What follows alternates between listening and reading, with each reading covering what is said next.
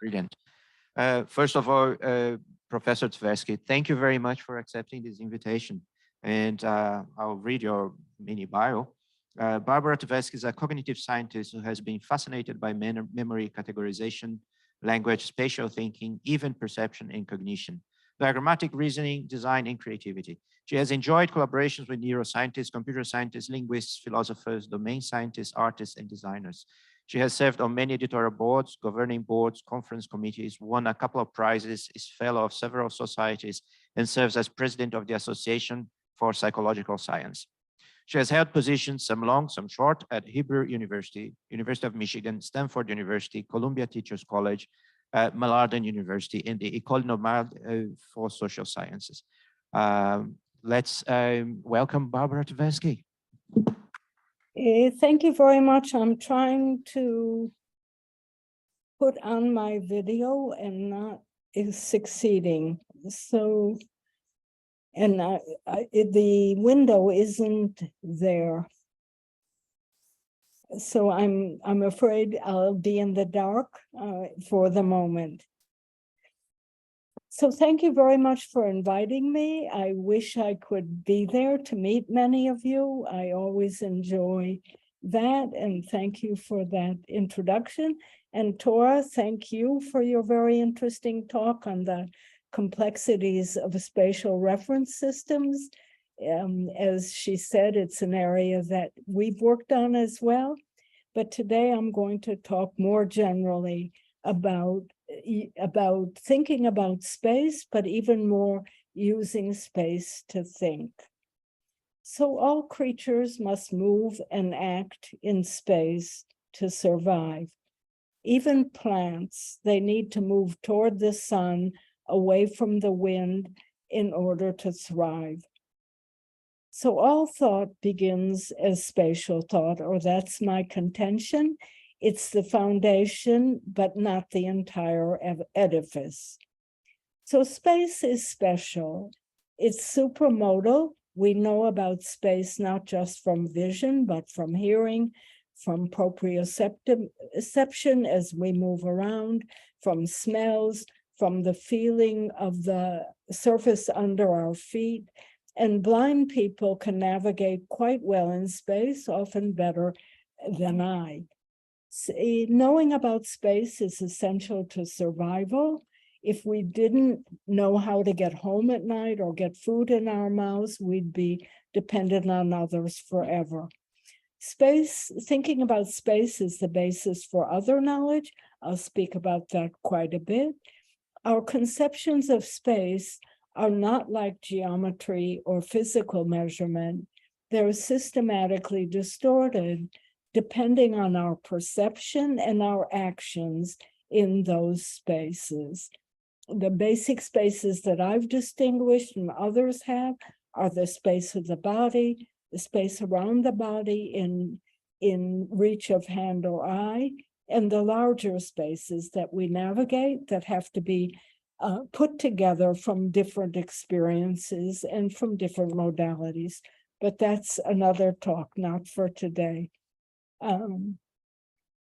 So the basic action in space is whether to approach or avoid, to go towards something or away from something, to like something or dislike something, to want something or reject something.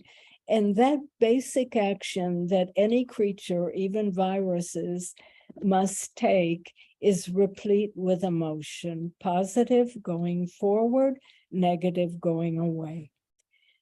So now getting more to spatial thinking, our minds go from thought to thought along relations, just as our feet go from place to place along paths.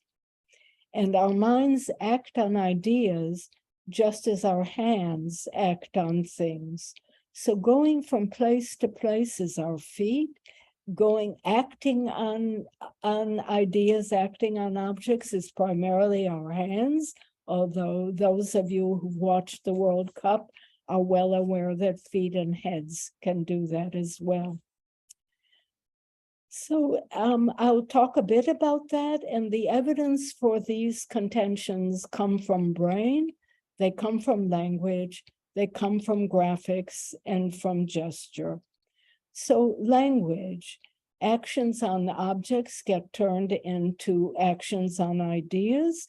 So we raise ideas, we pull them together, we tear them apart, we can turn them upside down, we can kick them around, and so on.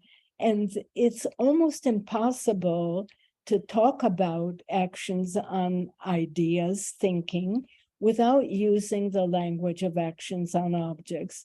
I know this is a multilingual audience, and at the end, I'd be welcome to suggestions or contradictions to that argument.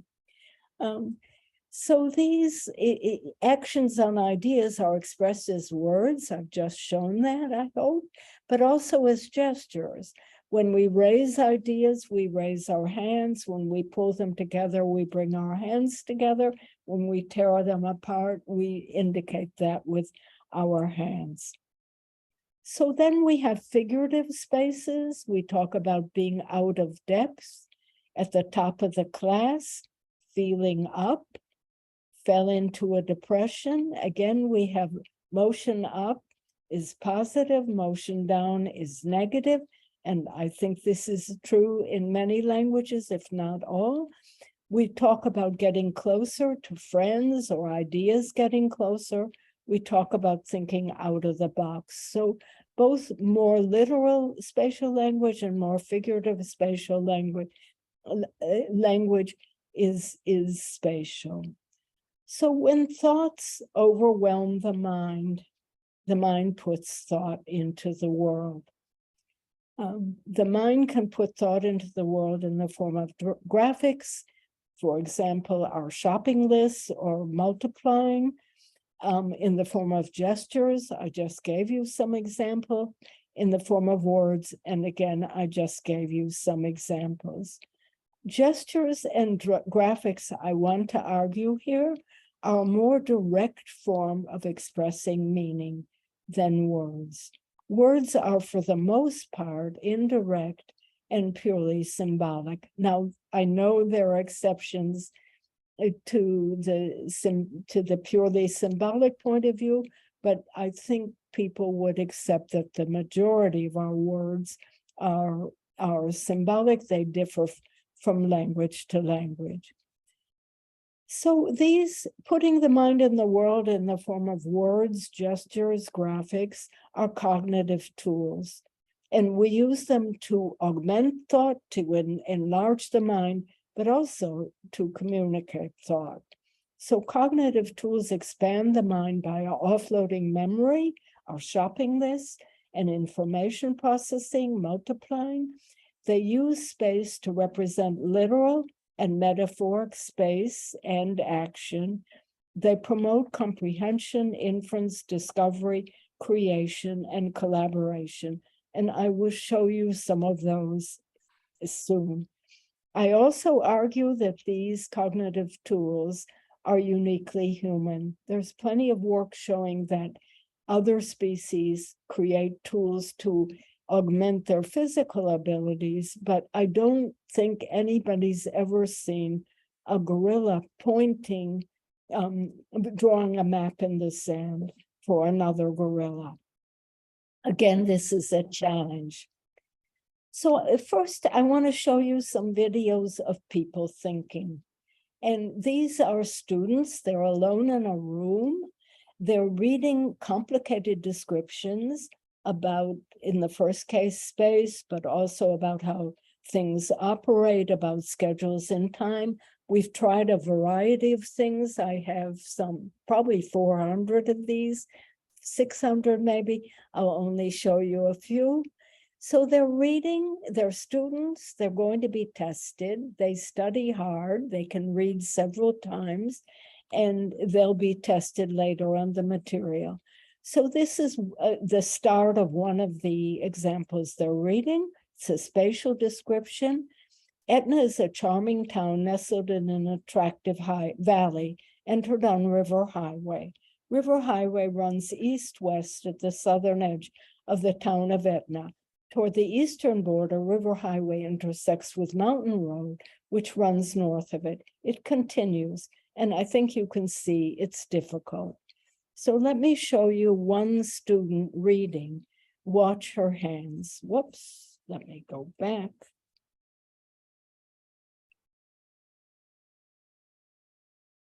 So she's not watching her hands, but if you're watching, you're seeing that she's making lines for the paths in the environment. She just made one, and she's using points or those small circles to indicate places in the environment. About 70% of our participants do this. When they do it, they perform better on the test of comprehension and memory. And when we take other groups of students and make them sit on their hands, they do worse. Okay, then let me show you another example. This is somebody reading about how a car brake works. From the brake fluid reservoir, brake fluid enters and travels sideways and down the tube.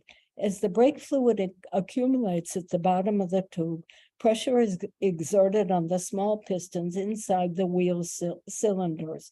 This causes the pistons to push outward, etc. Again, not easy. Here's someone reading that. Big gestures. Some people do that. Some people make gestures on the surface of the desk. Some use their hands. Some under the desk, then we don't catch them on camera. And I think you've seen, that's not a gesture. I think you've seen, he enacts the car brake as he understands it more than once. He's trying it out. So he's doing it big now, and he'll do it small in a second. There. So it's much smaller. But he's rehearsing that in the way you might rehearse a phone number. Okay, one more example. This woman is reading a description of parallel events in time, and she is very animated. She does look at her hands a bit, but that's unusual, and it's only a bit. For the most part, I've lost the cursor. Let me go back. There. So she's very animated. She's essentially making a matrix of the three kinds of events, going vertically and going horizontally the 3 times. And there you see she is looking and probably imagining where the events she's already put into that matrix are. Again, the majority of people gesture while they're reading. When they do so, they remember better. And if we make them sit on their hands, they perform worse. Okay, so the gestures, as you've seen, they make models of the situation described in the text. And when we watch them gesturing, it looks to us like they're turning the prose that they're reading into thought. The prose is hard. The models are spatial motor, not visual. For the most part, they're not looking. It's somehow encoded in their bodies. And again, preventing gesture reduces comprehension. And as I said, the gesture seems to translate the language into thought. Gestures also promote collaboration. Here we have a pair of students. They're unknown to each other. They come into the lab and they're supposed to find a rescue route in the case of an earthquake. And you can watch them. You can see that they're not looking at each other. They're looking at each other's gestures on the map. They're for the most part waiting while the other one gestures until they get in. The guy On our left is a little impatient and gets in there ahead of time. It's a kind of interruption. These people. Our other condition, and they're negotiating a route.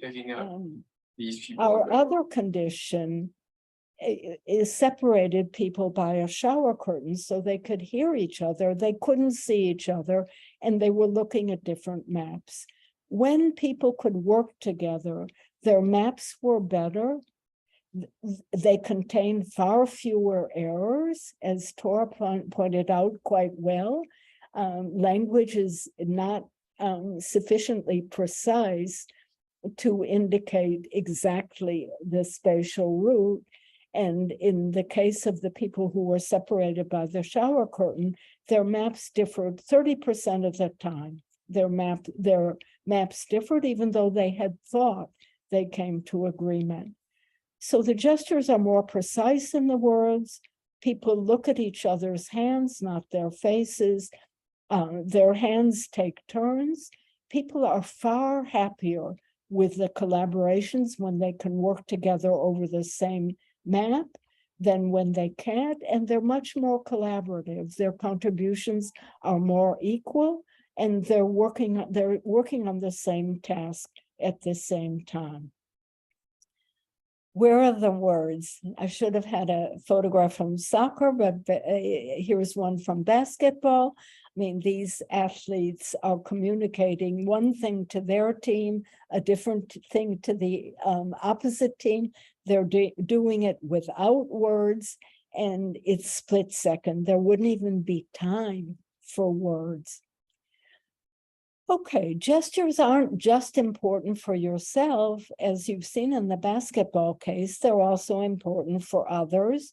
And gestures are actions, and they're especially important for action. There have been many, many studies showing that gestures communicate information that isn't in words and crucial information. I'll just tell you about one of our studies.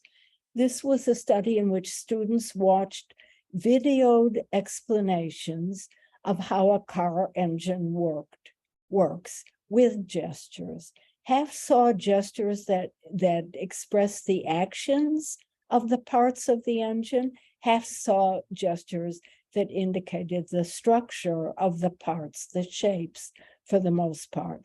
After they saw the videos 4 times, they got a true-false test of gesture and of action and of structure. We didn't expect effects of the structure gestures because structure is easier for people, even people with low spatial ability. Action is much harder, especially for people with low spatial ability, and that's half of us. After that, and more interesting, they were asked to make a visual explanation of the engine, and then they were asked to make a videoed explanation of the engine.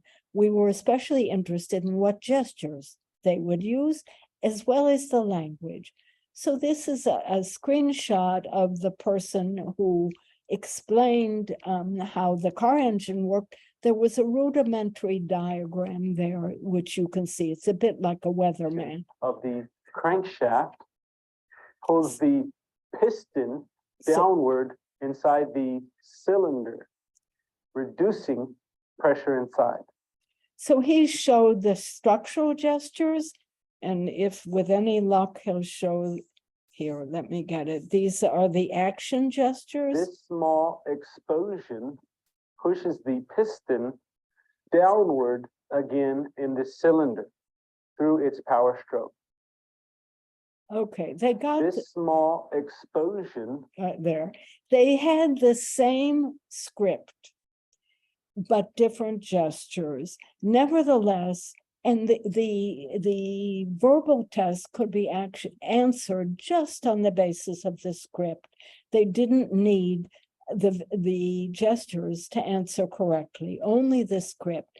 Nevertheless, those watching action gestures answered more action questions correctly. But even more impressive to us was that the there was more action expressed in their visual explanations and in their gestures in the videoed explanations, even though most of their gestures weren't imitations, they were invented. And there were more action words in their videoed explanations, even though they didn't hear more action words. So let me show you some of their visual explanations. This is someone who saw the structure gestures, another one. Here's someone who saw the action gestures. You can see how different they are. There are more arrows. We counted them, and the arrows are indicating next step. They're also indicating the actions. We have a long story on arrows that I won't be able to tell you. There are little bubbles indicating the mixture of gas and air. There's an explosion.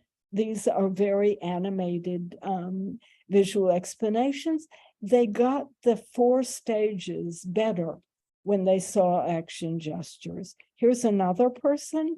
And these diagrams I find delightful. They're very different. They're coming from their own minds. You can see they're annotated with words, but the words are mostly labeling. They aren't the key. What's key are the diagrams. So gestures and and I'm going to tell you about graphics in a minute. They can enhance comprehension and learning for self and for others. You can think of graphics as frozen gestures. They can, however, they stay there so that they can be scrutinized and altered. They're public, another advantage. Gestures are fleeting, but they're especially good for representing action. So now I'm going to tell you one of our studies about using how making graphics for yourself can help your own learning. There are hundreds of studies showing that graphics help others to learn, but very few on making visual explanations for self. So in this study, students were taught chemical bonding. They're junior high students, 12, 13. And they're taught over the several weeks or several days using videos, using text, using demonstrations in class, the usual mechanisms for teaching. Then they were tested. They were divided into 2 groups. They were equal on the test. Half were asked to make a visual explanation of chemical bonding, and half were asked to make a verbal explanation of chemical bonding. Then they were retested. When they made the explanations, they weren't allowed to use their textbook or any learning material. It all came from their heads. What's quite remarkable, and this has been shown in other work, is that both groups improve. Just making an explanation without learning material, new material, helps you learn. It consolidates the learning in some way. But the visual explanation group improved much more. So on the left, you see 2 bars that are equal. This is the pretest. The blue is the visual explanation group. The red color or brown color, I don't know what it looks like on your screen, is the verbal explanation group. So before explanation, they're equal. After explanation, they're both improved, but the visual explanation group has improved way more than the verbal explanation group. So science especially lends itself to visual explanations, but I can imagine doing this in history, doing this in literature, making visual explanations in many different fields. Eliza Bobick, who was my collaborator on this, developed a rubric for scoring them. And in fact, more structural and more action or causal information was in both of it, in the visual explanations. So you can have an objective rubric for scoring. It takes some work, but it takes some work for the verbal explanations as well. And again, making a visual explanation is more effective, certainly for programming. Here are some of the visual explanations. Again, you will see they come out of the student's mind. Here we have sharks grabbing electrons. Here we have stick figures giving them away. We have boiling pots. These are great fun and quite different because each student thought of it quite differently. Here's a verbal explanation. It's just a string of words. So why are the visual explanations better? We've argued already that visual explanations and graphics and gesture are a more natural mapping of meaning to space. They abstract the essentials. You could say that's the case with words, but it seems like the essentials are better extracted in the visual explanations according to our scoring. They provide a check for completeness. Is everything there, all the parts? They provide a check for coherence. Does it work? Is it working the way I think it's working? And they encourage an inference from structure, because the structure is there, to the function or behavior or action. So now let's go on to graphics. And again, I want to analyze a little bit the language that effective graphics use. You can see it in this tube map, which is considered a paragon of information design. It summarizes the tube lines as vertical and horizontal lines or diagonal. Distances aren't correct, but the places where tube lines converge and you can switch from one to another are very easy to see, as well as where each line goes and what the stops are. It's multimodal. There's language there. There's a bit of diagramming. You see the River Thames. And again, it's not only withstood the test of time, but it's been adopted by metro systems all over the world. So clear graphics schematize. They eliminate the irrelevant, and they capture and exaggerate the essential. So distance is wrong on that, but the connections of the tube lines are very evident. It gives multiple perspectives. This one less so, but in many cases we do find that, and it's multimodal. It's using language or symbols. By the way, Harry Beck, who designed that, had been designing electrical diagrams before that. And one can't help but think that the electrical diagrams influenced the way he conceived of the underground.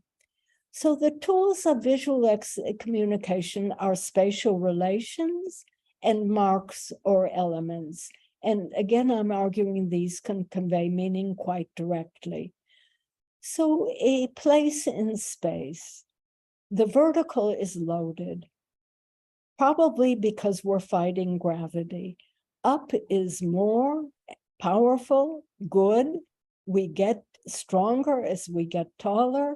And if we build towers, it takes more resources. So our piles of money grow.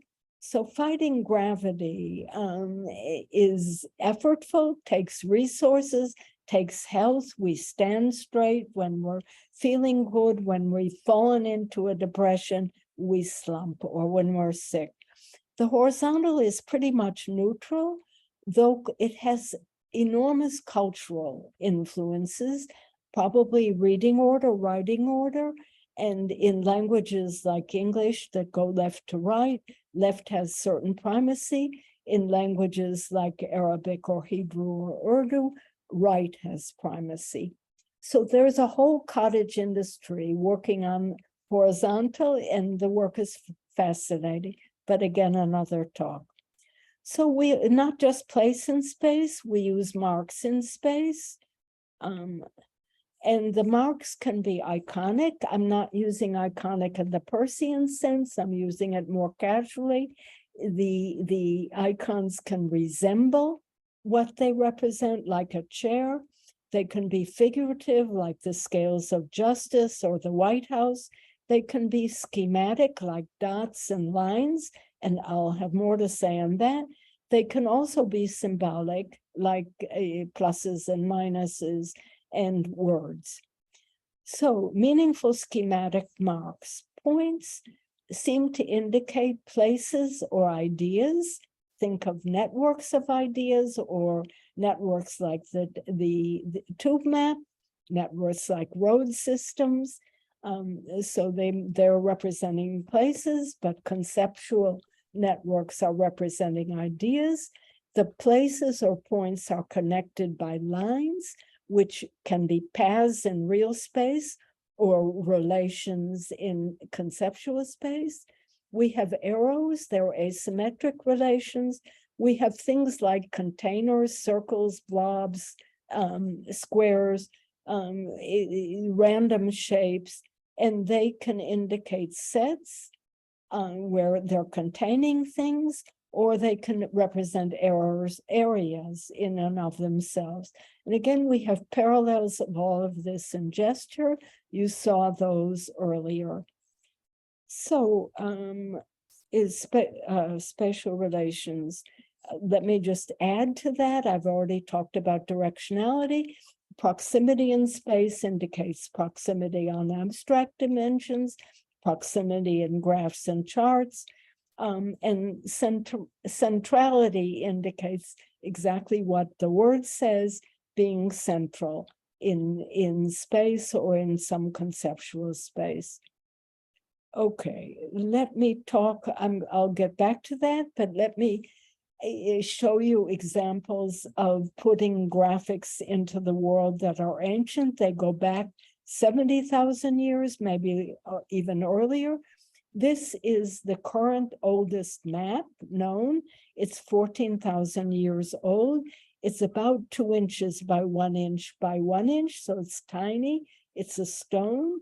Imagine the thrill of an archaeologist walking into a cave about 15 years ago and finding this stone on the ground. It's the find of a lifetime. It's indicating the environment around the cave. It's showing more than one perspective, and it's even got little horned animals there and a river. So this is the previous oldest map. It's already after writing had been invented, that one not. And again, you see two perspectives, quite common. You have an overview of the routes of the paths and more frontal view of the landmarks. Here you have language as well. Hands can be maps. This was used by North Coast Native Americans in the United States to show the different cities in Northwest US and Canada. So space. Ancient drawings also indicated time. This is a stampede in the Chauvet Cave going back 30,000 or more years ago. Now we have caves in Indonesia that go back even farther and show animals and stampedes. This is from an Egyptian tomb much later, showing how bread is made. Why people in tombs need to know how bread is made, somebody else needs to answer. So it's showing events in time, number. These are tallies. They're found all over the world. This is from South Africa, 70 to 100,000 years ago. We don't know what it's indicating, but the view of archaeologists is that they are tallies. So the ancient graphics, I'm gonna skip that. Show, this is about what I've skipped is about stories, and I can come back to it in discussion if you like. Ancient graphics show space, time, and number. They also show people, animals, bows and arrows. And if you look at modern graphics, you pretty much find the same thing. If you open newspapers or journals, again, maps of space, events in time, calendars, people, instruments, and number. Of course, number is far more sophisticated now than than the tallies in the ancient world. So clear graphics give you clear guidance. They'll tell you how a car brake works, how a car engine works, how to get around the tube system. You want clarity. But we also use messy graphics and therefore discovery. And in part because the ambiguity of messy diagrams allows many interpretations. So it allows you to see things in one way and another way and another way, which is helpful for innovation and discovery. So this is work that I did with Misaki Suwa, and we studied architects who use drawing, and their initial drawings are quite ambiguous, like this one. We collected drawings of many architects, asking them to design a museum on a particular slope, a task that they thoroughly enjoyed. And after they had designed the space, they couldn't talk while they were doing it. They talked about designing and drawing as a conversation between the eyes, the hands, and the page, what they were drawing. And it's interactive, and words get in the way. A former graduate student of mine found the same thing with artists. She thought they could talk while they were drawing, even though she was an artist, and they couldn't. They simply couldn't talk while they were drawing. It's highly intelligent, like the basketball games, but words don't help. They get in the way. So the architects that we studied make discoveries in their own sketches. They'll draw for one reason. Here they're laying out roads very sketchily and laying out the museum just as a blob and laying out entranceway. And inexperienced architects, beginning architects, make perceptual discoveries so they can see, well, there's a triangle there, I'll use it as a motif. But the highly experienced architects can make discoveries that aren't in the diagram. So they can see the traffic will be a mess, or that the light will fall badly in the winter. And this is again similar to chess players who can make far more abstract inferences from when they're experts than novices can. Same with music scores. So it takes training or talent to make these more high-level inferences. But again, they're inferences that are promoted by the diagram and by interacting with the diagram, by changing it, redoing it. Architects reported that they make discoveries in their sketches when they reconfigure. And this is something that we studied with beginning design students, architects, and novices in much more detail. Again, something I don't have time for now. This is Andrea interviewing her artist, who again talk about drawing as exploration, a safe place to explore. They deliberately get themselves into trouble to see how they can get out of it. And again, they talk about it as a conversation between the eye and the hand in the page.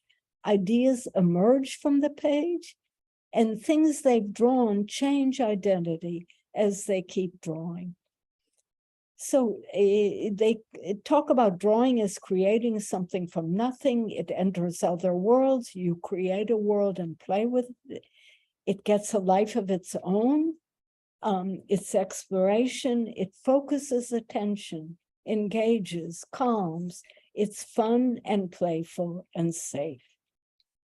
I'm going to skip Kentridge and get more or less to the end. I'm going to bring gesture and the world and design all together. So this is the world as nature gave us, not the asphalt, but the leaves. And this is the world as we design it. Here's more of the world as we design it. We put categories, hierarchies, and orders on our bookshelves. We line them up in historical order, maybe by size. We put, again, hierarchies and categories in our kitchen shelves. There are bowls on one shelf organized by size, same with plates. And in our grocery stores, again, categories, hierarchies, and orders. We also use themes. And themes are evident in the way we design our houses. Each room has a different set of functions, and it contains many items, objects from many different categories. So all the things we need for cooking are in the kitchen. All the things we need for bathing are in the bathroom, for sleeping in the bedroom. So things from different categories organized around a common function. We have one-to-one correspondences, repetitions, cycles, embeddings in our table settings, in the design of our buildings, in the design of our world. Imagine, I mean, think of how different that world that we inhabit is from the world that our ancestors who were nomadic or lived in caves is. I mean, we know so much from just looking at the design of the world. So we use those designs deliberately in making diagrams. Here's the periodic table, one of the greatest diagrams of all times, a diagram that is actually quite clear, but allowed a huge number of inferences about new elements. So it's been a productive diagram as well, but it's basically boxes and orders. So it's categories of things and they're lined up. And we use it in train schedules. Again, they're lined up by time and place. So we deliberately take these boxes and vertical and horizontal and create diagrams that are meant to communicate. This one is the likelihood of a computer issue being solved by reconfiguring, re-imaging, antivirus, uninstalling other jargon, or on the right, turning it on and off. And this one is how it's also used for jokes. This one is how long it took me to draw and color each of these bars. So we use it deliberately. So our actions in space create abstractions like categories and themes and one-to-one correspondences. Those actions get turned into gestures that we use to communicate actions on ideas or actions on objects. The abstractions that we create by our actions in space turn into diagrams. So I've contracted those ideas into a word called spraction, which is a contraction of space, abstraction, and action. So we go beyond that. We don't just design the world, put our minds into the world. We also diagram the world. So this is an airport from above. It says where the planes can go, where the service cars of different kinds can go, where they can't go, where they stop. It both enables movement and constricts movement, and you can't go there, you're blocked.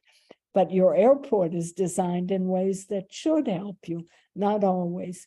So these are the streets where we do walk or drive or bike or scoot on, and they tell us where bikes can go, where buses can go, where cars can park, where they must stop, where they can turn, where they must not turn, where we can walk. Again, the world that we inhabit is a diagram. We're living in one, and it again enables our movement and our actions, but also constrains them. So I'm ending, and thank you very much. And these are the funding agencies that have contributed to our work. And now Barbara. I'm going to stop sharing. I can turn on my video. It was frustrating not to have it on. So, All right, now, questions?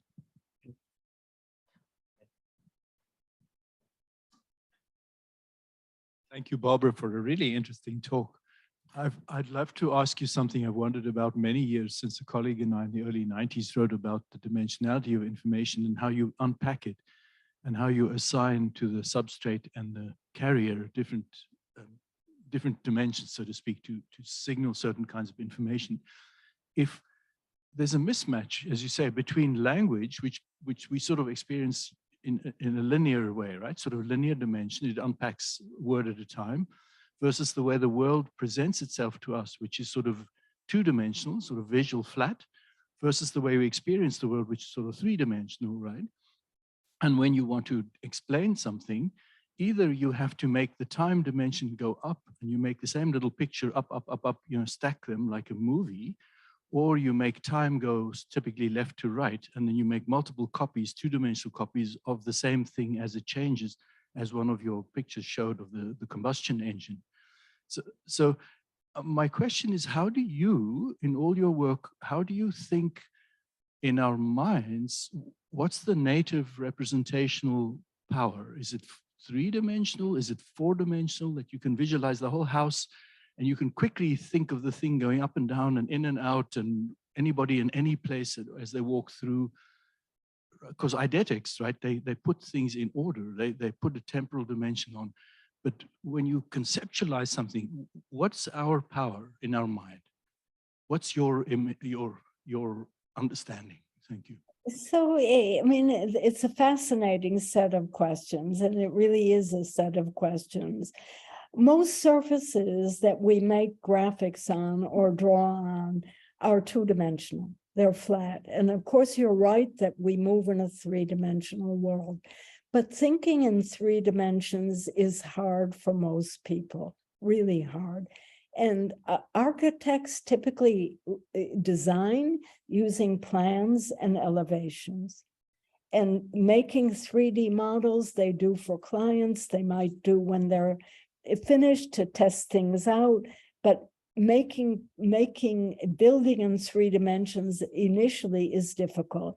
For architecture, it's partly because plans tell you where things are when you're in the environment and how you move through it. And elevations tell you either where you're hiding the plumbing and the electrical wiring inside the walls, where the supports of the building are, or they tell you what the front of the building looks like. So in architecture, they have different functions, they serve different functions, they induce different thinking, but still it is difficult for most people to think in three dimensions. Even product designers tell me that they tend to design in two dimensions. They'll do the horizontal and then the vertical. Eventually, again, they build models because you want to know what it feels like, how you're going to interact with it, so that you need more than just plans and elevations. But again, even if you look at people, thinking in 3D is difficult. And early on, when people were building interfaces for visualizations, they played a lot with three dimensions, with flying through them and so forth. And the people who had been studying imagery and thinking said, no, it's a bad idea. And because people have trouble thinking in three dimensions, conceptualizing. And they went ahead and then they discovered that actually we were right. It's how those flat interfaces, two-dimensional, are easier for people to deal with. So VR is maybe going to do things more usefully in three dimensions. Certainly we navigate environments in three dimensions. So it ends up being slightly, I think, more complicated. Going back to the beginning, I'd say it was a long question and a long answer. People have pointed out that language is linear. However, language has, when it's in the real world, when we're talking to each other, it's got parallel channels. We use intonation. We can negate what we're saying. by the intonation we use. We can use ironic or satiric intonation, and that contributes to the meaning of the utterance and the communication. We also add gestures. And as I said, often gestures carry information that isn't in the words. And people can, or seemingly can, integrate the words, the intonation, and the gestures to a single meaning, because each of them is contributing to the meaning. So reading, is linear, but we skim and go back and forth. So there's a certain amount of nonlinearity, even in linguistic communication. And there's a certain amount of linearity in the way we interact with spaces, and that's governed by attention. So you might have a whole map that you're studying, but you can't attend and take in the entire map. There's a focus of attention and you walk through it. So, right, the dimensionality gets a little messy. More questions from?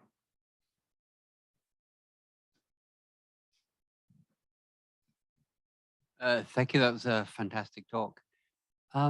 I was just a little surprised you never mentioned the theory that language originally started as sign language and only became spoken language later on. Do you have a take on that? I mean, I've done work on signers, enjoyed it very much. The person who's done the most outstanding work on signing is Karen Emery. She's at San Diego University, and it was with her that I did studies on speakers of ASL, American Sign Language.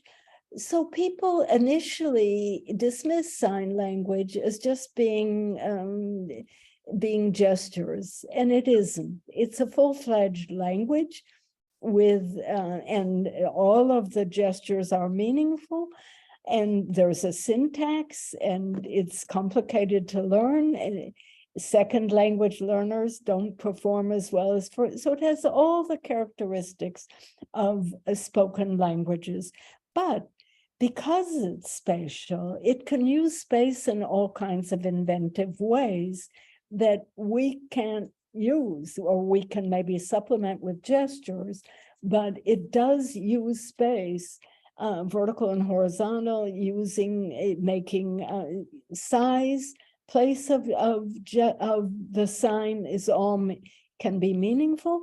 We studied, I think Tora talked a little bit, she did, about spatial perspective, and we've done a great deal of work on that. Again, another talk. But the work we did with ASL, signers of ASL tend to actually make a map on a tabletop or an imaginary tabletop as they're describing space. And they tend to favor survey or overview descriptions to route descriptions, walking through an environment, we compared it to English speakers who didn't have much of a preference.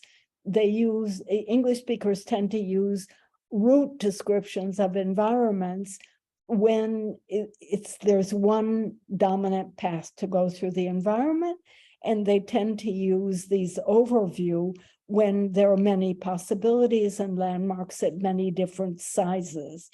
But the speakers of ASL tended to favor these overview or survey descriptions. Does that help a bit? Is that a little bit getting at your question?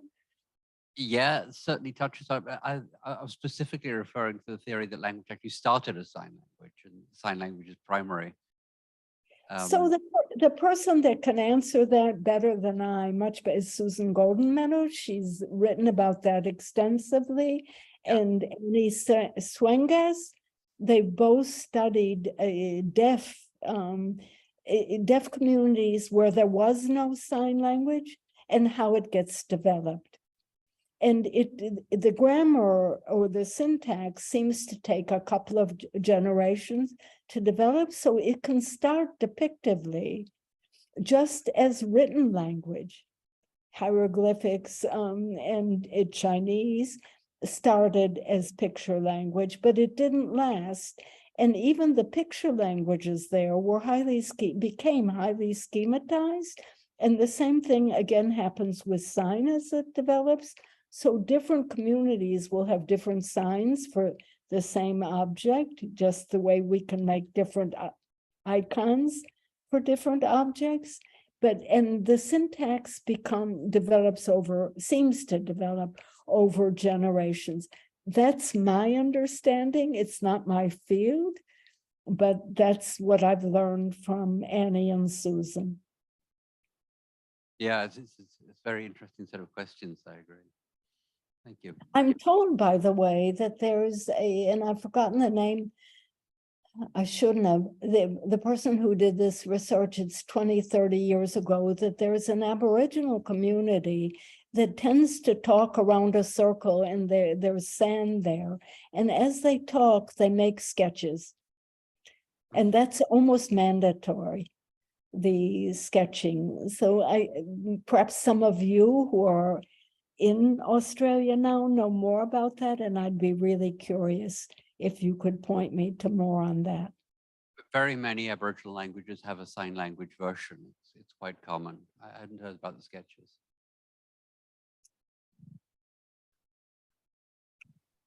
More questions? Just quickly, since the COVID came, our classes went from being in person to being online. When I was teaching in person, of course, I'd be walking around and animated and making gestures. Going online, it seems like it's like, and now the news, you know, I sit in front of the camera and recite with the PowerPoint. Have you noticed that's, I guess I'm looking for, well, what can I do to get back to the more automated, I mean, the more vivid descriptions of my class? I do the PowerPoints, but it seems to be more dry. Is it better to be more animated on the little tiny screen, or any thoughts on that? Well, so we did show that gestures, and animation certainly contains gestures, does contribute to learning. So when students are watching it, and I had the same frustration as you did, that we're all in boxes and we're faces. It did help me learn the names of the students. And the captioning helped because I have students from many countries, so I could understand them better and they could understand me better. So I was looking for what are the advantages of Zoom. One other that is, we're all equal. We're all boxes on screens. It isn't all the students facing me, so I'm equal to the students. So it felt like, and I have no data on this, it felt like the students contributed more. It was more democratic. But I agree with you completely. Not having something I can point to, not being able to animate what I'm talking about was very frustrating. And I understand that there are people working on tools that are better than Zoom. We all went to Zoom. We turned to Zoom overnight with no experience and no practice. So there are tools that are being built. And I think I made the point that for collaborations, you want a shared whiteboard or shared table where you can move things around and all of you look at it. And that's very difficult for Zoom or for collaborations. So hopefully there'll be better tools.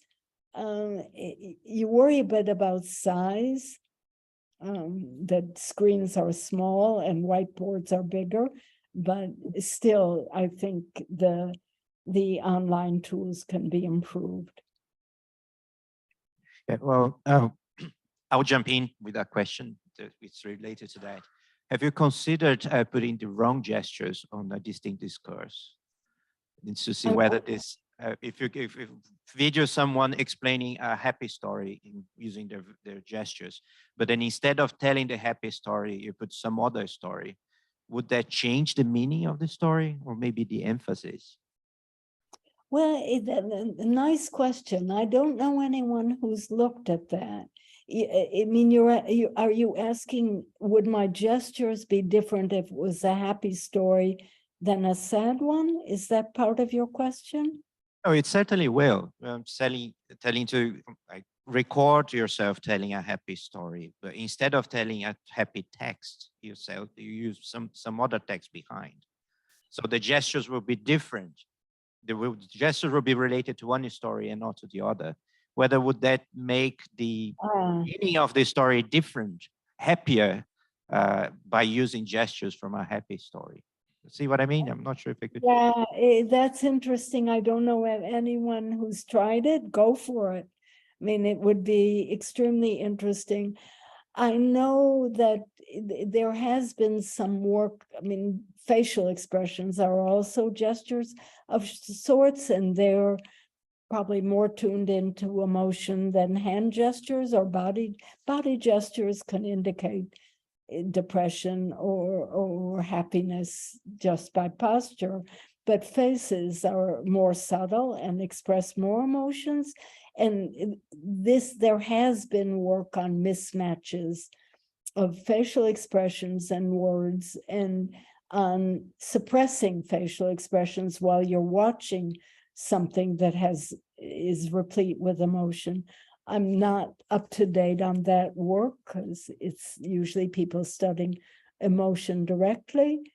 You know, I can imagine that tone of voice will enhance emotion. So intonation and to some extent gesture might increase the happiness or decrease the communicated happiness, and same with sadness. But here I'm speculating, it's not work that I've done or I'm closely familiar with. But nice question. Thank you. Maybe a question from the Zoom people. Is there any questions on the Zoom? Feel free to turn on your microphone. Microphones. No questions on the Zoom group. Maybe a couple of more questions here on the audience, from the audience. David? Well, Paolo, we've actually got this extended discussion now, which means that it doesn't all need to be directed at poor Barbara up there, that other people can jump in with answers or comments. So for example, in relation to Ed's question about the 3D versus time representation and how we feel about it and how it is in the brain, there is some evidence that we actually encode time in spatial terms in the brain, that we get these layers, and you're actually combining bits from the past into the new processing that you're doing. So both future and past contexts are important, and the time is there with extra layers in the network.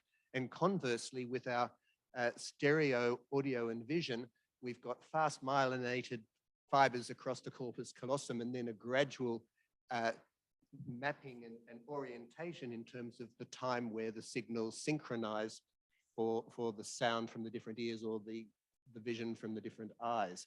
So you get that cross-coding of depth, which with into time and with time into depth. So thank you for that. Let me add something on time that I forgot. Someone noted that time goes from left to right. This is true of languages, of the speakers of languages that go from left to right, but there's some evidence that speakers of languages that go from right to left conceive of time from right to left. So beginning is on the right and later is on the left. For them, both in gesture and language is harder, but it's certainly in gesture. And in addition, people have distinguished and studied two different perspectives on time. In one, you're sitting still and time is moving toward you. So the holidays are approaching, or Christmas is approaching. In the other, there's a line for time and we're walking through it. So I'm approaching Christmas, I'm approaching the holidays. And often we're not aware of those differences. It's again some of the ambiguity that Tora talked about spatial descriptions also exists for temporal ones. So there's a famous question that Wednesday's meeting has been moved up 2 days, and when is it? And half the people answer Friday and half answer Monday, because half are taking the moving time perspective and half are taking the moving person perspective. So again, there's been a lot of work on that, and Tversky in particular has shown that actually moving in space, it biases you toward the moving in time perspective, and that sitting still in space and watching things come to you biases the moving time perspective. And she also argues that space is primary to time. Your temporal perspective doesn't influence your spatial perspective, but your spatial perspective does influence your temporal one. So we did a small study on that and found that actually we can use gestures, not just moving in space, to get people to switch from one perspective to another. And in particular, we called attention to a third perspective that isn't ambiguous, more or less the way a survey perspective is less ambiguous, and that's a calendar. Instead of saying that Wednesday's meeting has been moved up 2 days, we say Wednesday's meeting is moved to Friday or Monday. So there's a kind of overview perspective on time, a calendar one, that is less ambiguous than these others. Is there time for a comment or? Yeah. Okay, so this is Ed again, Barbara. Just my initial question was focused more on the sort of what one could call maybe the innate dimensionality of the information, separating the perceptual, the temporality of the perception process, which your eyes or ears or something have to perform in time. As you said, one has to attend at certain places, your eyes move, etc. But that doesn't change the innate dimensionality of the information, or as David said, the neural procedure, right? Gazzaniga's experiment, so you have to rotate in your mind to say you take longer to answer things that are with the shape that you have to match is rotated more, etc. That's sort of, you could call them the neural temporality. If you wash away the temporality, you just take the first video you showed us where the young woman was looking and she was basically drawing out a map. It's a static map of the streets and how they interact. There's no time there. So 2 dimensions is enough. Then the next video, this guy was talking about the engine and how the fluid moves down the tubes and pushes the pistons out, not the engine, the brakes, right? And they push the cylinders. So their time is a necessary part. So he has to go through time. That requires another information, 2 + 1 for time. So I was wondering whether you had any thoughts about methods to distill the innate dimensionality of what you want. So just a final example, when you look at the map of anywhere, you have the left, right, east, west, north, south dimensions, and you plot that out, right?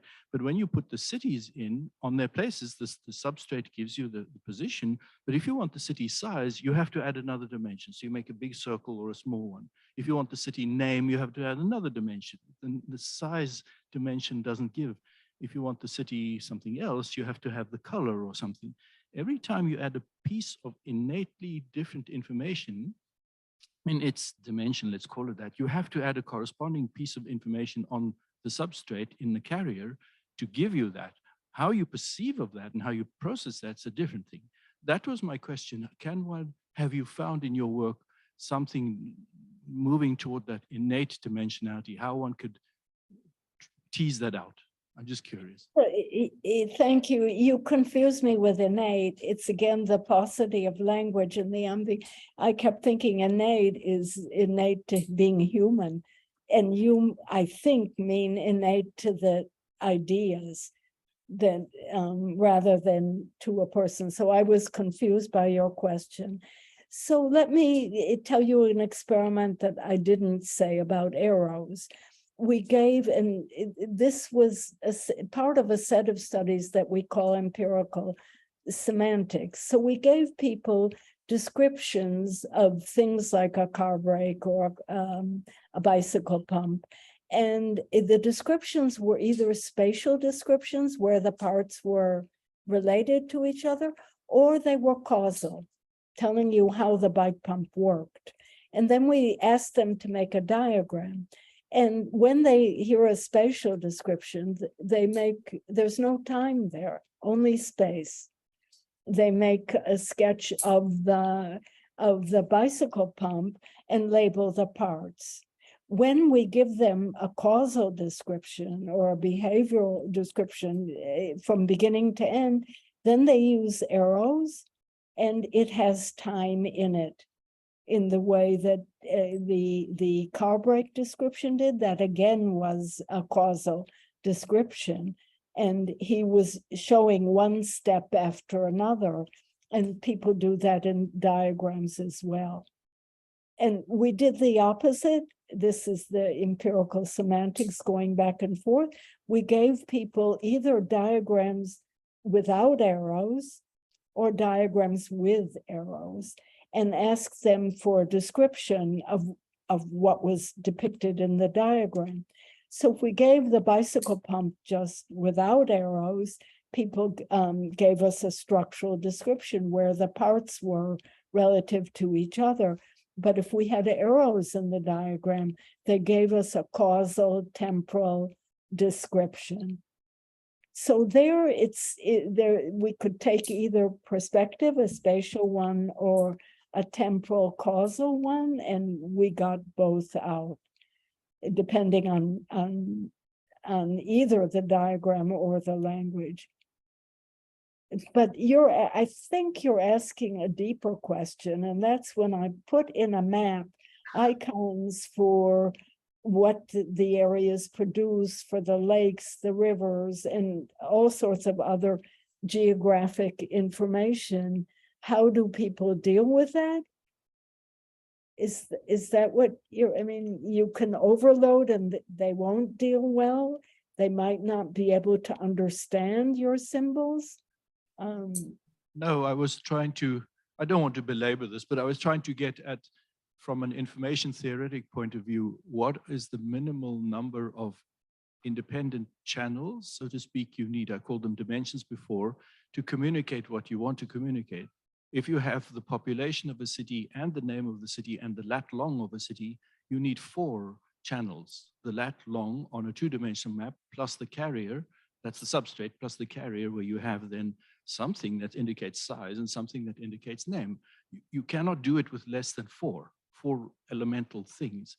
So what I'm fascinated by is how the mind represents those elemental things, and how, of course, then it gets mapped into whatever mechanism you have for displaying stuff. And then comes the perceptual and procedural sort of neural temporality, and all that comes separately. Yeah. Okay, I think that's going to depend on content, these are on content expertise and how well the diagram is designed.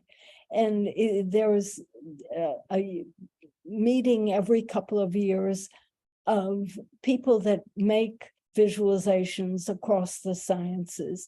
And it's fascinating to be at that meeting. And there are many of them are professors, educators in universities. Some are high school teachers, and everybody's together for a week. And there are cases of misperceptions and cases of correct perceptions. But it's going to be content dependent completely. So there's people who study bonding want to portray their molecules as if they were billiard balls.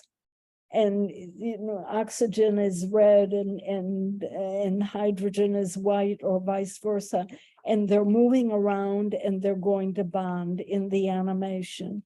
And what do you put in that animation and what don't you put? And how do you get people to not perceive them correctly? So one of the Roy Tasker, who's just outside of Sydney, does beautiful animations of these things. And then I'll ask him, he wants, the molecules are moving around, and I'll ask him, why are they only moving in 2 dimensions? Don't they move in 3? And he doesn't really have an answer for that. And then when he asks people to look at those animations, the other thing that happens is bonding is rare, so you can miss it, because there's so many molecules floating in the liquid that you can miss the place or the time of bonding. So that's a problem. But then they say, if you show the bonding, people don't get the idea that it's rare. They might understand the bonding, but they don't get the idea that it's rare. So there are these trade-offs of what you want to show and what you don't want to show. And Roy told a story of showing some of his animations to people and to students of chemistry and asking them, what do they see? And they say, I see the red balls pushing the white ones to get together. So that's a total miscommunication, right? They're a misunderstanding. But it probably comes from the way that we perceive crowds of people. That if that sort of thing were happening in a crowd, it would be intentional in this way. But it certainly isn't intentional in the chemical world. So you raise one problem of how many bits of or kinds of information can you convey, and that is a problem. And because it can get so complicated that I can't understand it. But in addition, what's the mapping of the ideas to the visualization? And that is tricky. And people in chemistry use many different forms of visualization. They'll show you graphs of chemical processes. They'll show you different visualizations of molecules. And some flat, some not, some schematic, some more realistic. And they'll have diagrams of how the processes happen. So they go back and forth amongst these many different kinds of diagrams to get the concepts across. So content, your audience, what you want to communicate, how you map, all of those things are going to matter. Thank you very much, Barbara. I hope we can continue this discussion another day. I'll have to be the boring chair and close this session. Thank you very much again. Let's thank the speaker. Thank you.